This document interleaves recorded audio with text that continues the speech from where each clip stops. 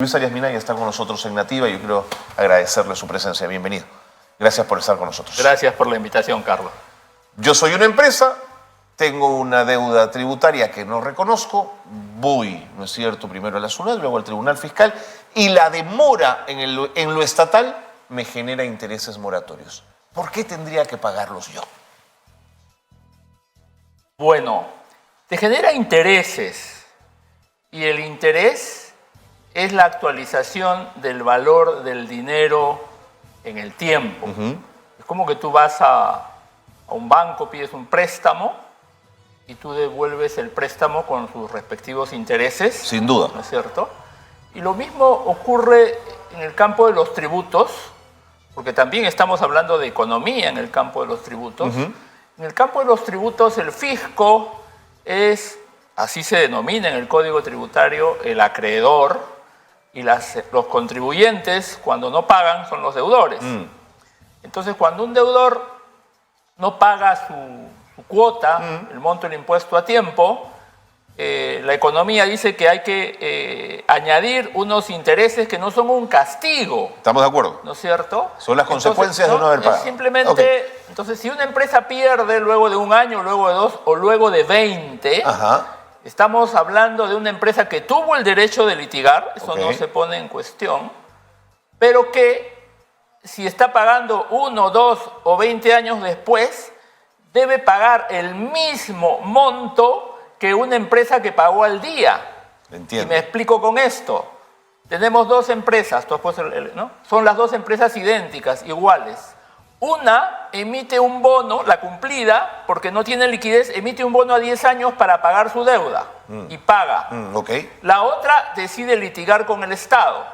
Al cabo de 10 años, la empresa cumplida paga intereses de mercado por el bono. Por supuesto, por 10 años. No le quedó otra, claro. La empresa que perdió no paga intereses de mercado, paga intereses solo por los 2 primeros años o los 3 primeros años. Los 7 años restantes no paga nada. Clarísimo. Entonces, la empresa cumplida que decidió financiarse con el mercado termina perjudicada respecto de la empresa que con toda justicia decidió litigar, pero es igualmente justo que el Estado cobre intereses como si fuera cualquier acreedor tributario. Lo que es a la larga entonces un desincentivo para el pago de mis impuestos porque mejor voy a litigar.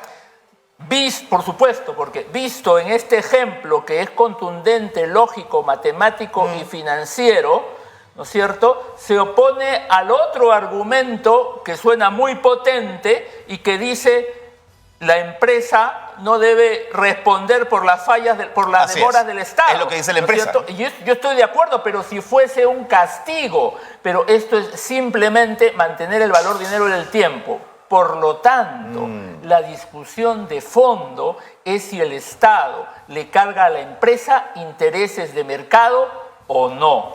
Esa es la discusión de fondo. ¿Cuál es la salida? El Tribunal Constitucional en este contexto ha fallado, ¿no? Y ha fallado, y aquí viene, creo yo, lo más grave. Condonando, ¿no? Retroactivamente a un grupo de empresas que vienen litigando 10, 15 o 20 años con el Estado, que tomaron su decisión de litigar hace 10, 15 o 20 años cuando en el Código Tributario no existían ni plazos, ni suspensiones de intereses en ninguna etapa. Entonces, esas empresas que decidieron, ante una acotación de la SUNAT, litigar y que hoy día han perdido, se ven beneficiadas con el fallo del Tribunal Constitucional de manera retroactiva. A mí no me queda ninguna duda de que este fallo tiene un objetivo claro: beneficiar a un conjunto pequeño de empresas grandes, porque son las empresas grandes las que litigan, con una reducción de deuda que es equivalente a una amnistía, es decir, a una condonación. Eso está claro, pero mirando, digamos, más el bosque que solamente el árbol e intentando encontrar una solución que sea un justo medio, es decir, que no desincentive el pago de tributos, pero que tampoco signifique que el Estado va a llevar pues los procesos a las calendas griegas 2, 10, 15 años, ¿no es cierto? ¿Cuál sería el punto medio o la solución para desentrampar una situación como esta?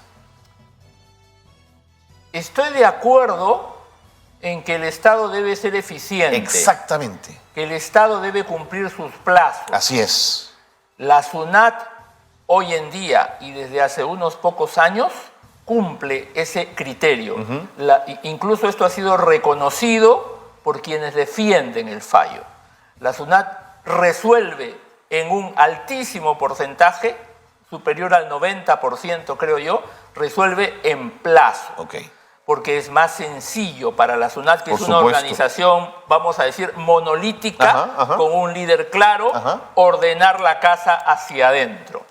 ¿Dónde está hoy día el problema de los plazos?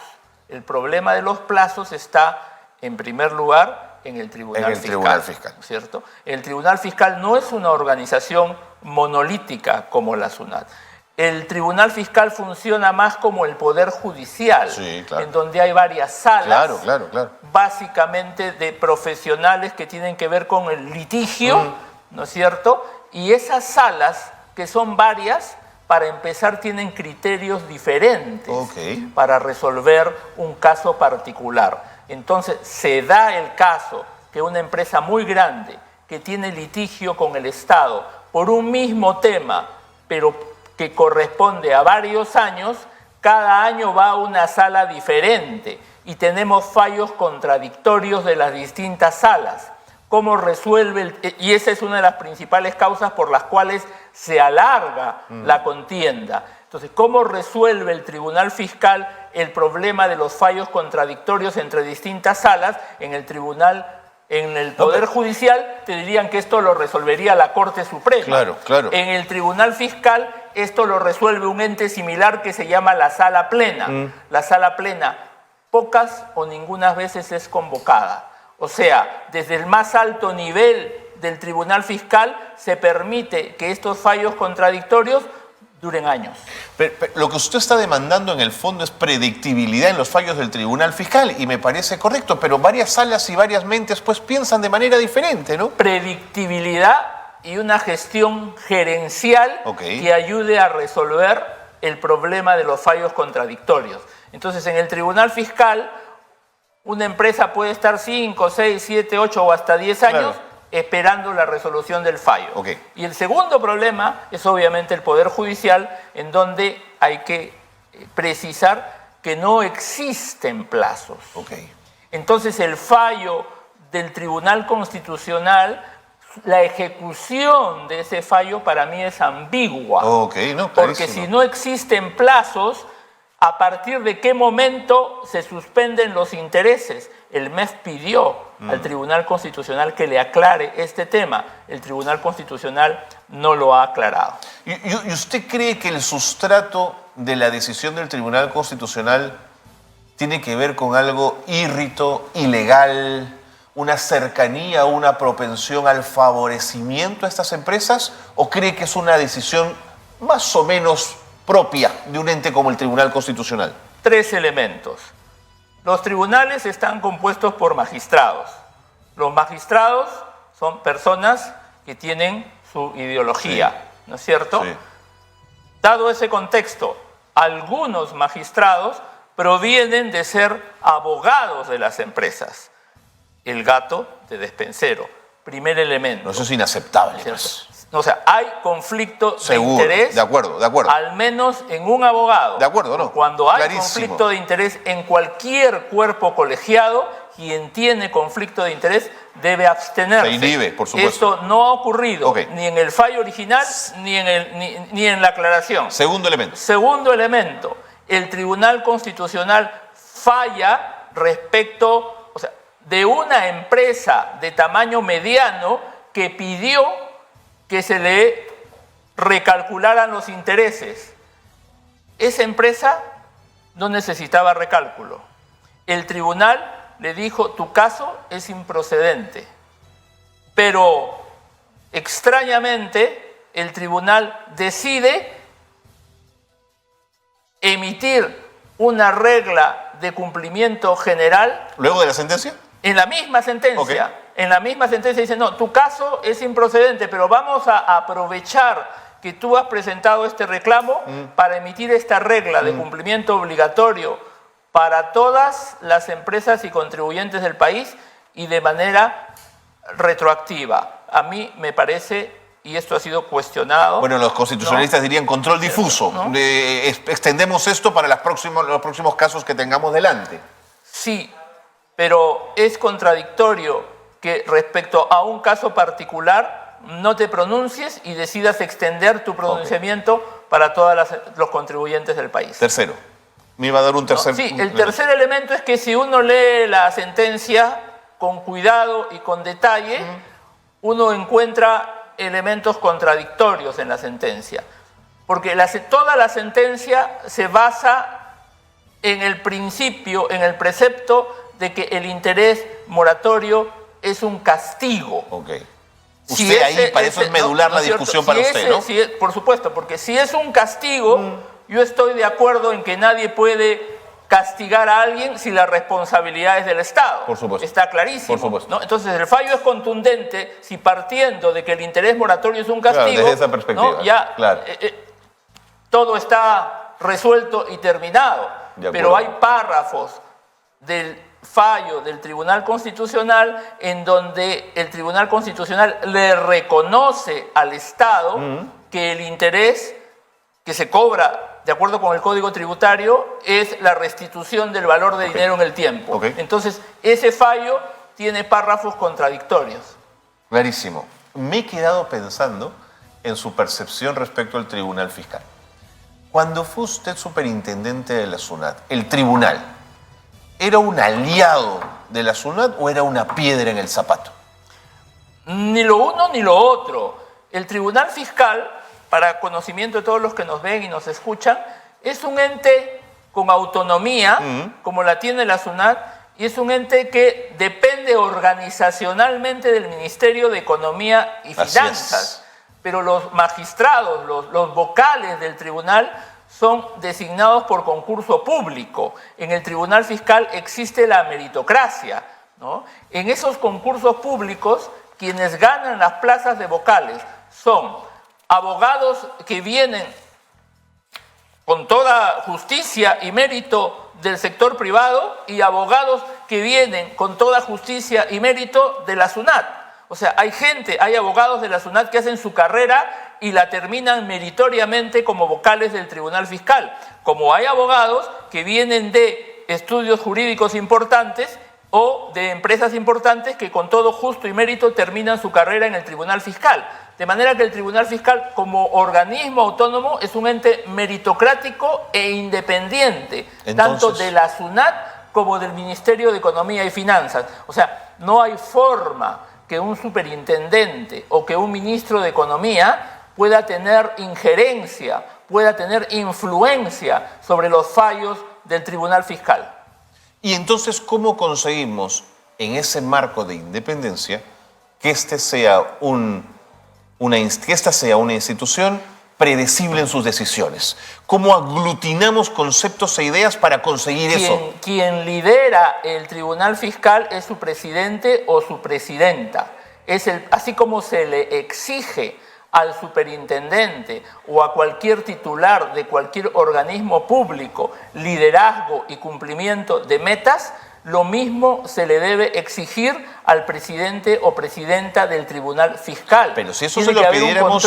Tiene que haber un control político. Lo entiendo, pero si eso se lo pidiésemos al presidente del Poder Judicial respecto de sus jueces, seríamos muy críticos y diríamos que hay un presidente que se entromete en las decisiones jurisdiccionales. No pedimos que se entrometa, pedimos que organice gerencialmente el tribunal para que cumpla con sus deberes, entre ellos convocar permanentemente a sala plena y tomar posición.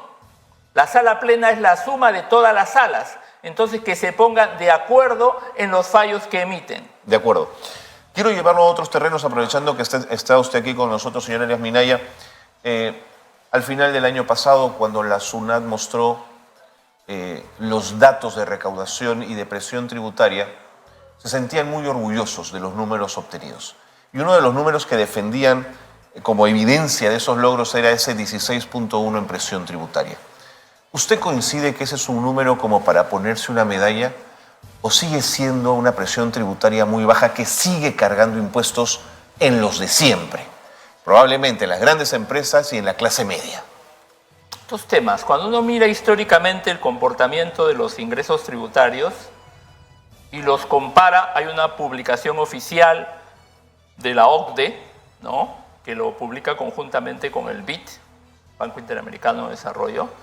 La presión tributaria histórica de Perú, por lo menos en los últimos 10 o 15 años, se ubica por debajo del promedio de América Latina. Okay. Y en los años recientes, del 2014 en adelante, esa situación se ha agravado y nos ubicamos en el tercio inferior de América Latina. Coyunturalmente, en los últimos 2 años, 2022 y 2021, coyunturalmente, la presión tributaria de Perú ha tenido una mejora importante. Eso se debe a factores, en principio, coyunturales. Luego explicaré que podemos tener la buena suerte que esa alta presión se mantenga por varios años. ¿Por qué se debe a factores coyunturales? El cobre, diría Castilla. ¿No? Sí, y yo ampliaría eso diciendo que eso se debe en general a la inflación internacional. Okay. Que abarca a precios que Perú, a precios de productos que Perú exporta, el cobre, los minerales, y abarca también a precios de productos que el Perú importa, el petróleo y los alimentos. Okay.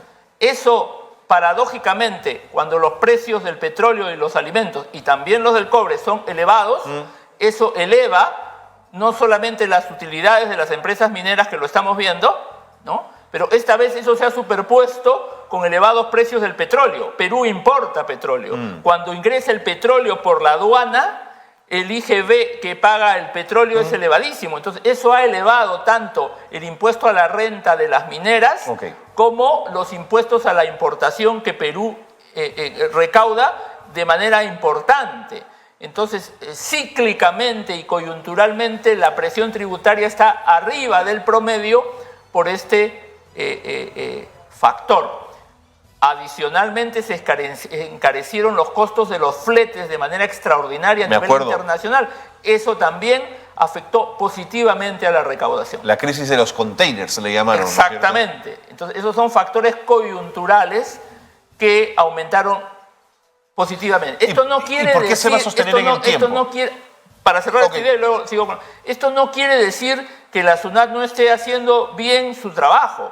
Lo dijo Miguel Castilla. La SUNAT está haciendo bien su trabajo. La SUNAT, pese a muchas cosas que tiene que mejorar, como seguramente, en la SUNAT aún se mantiene esa mística y esa meritocracia que se infundió a principios de la reforma. O sea, la SUNAT es una institución que hay que preservar de la injerencia política de los políticos, ¿no? ¿Por qué es probable que esta situación positiva se mantenga durante algunos años?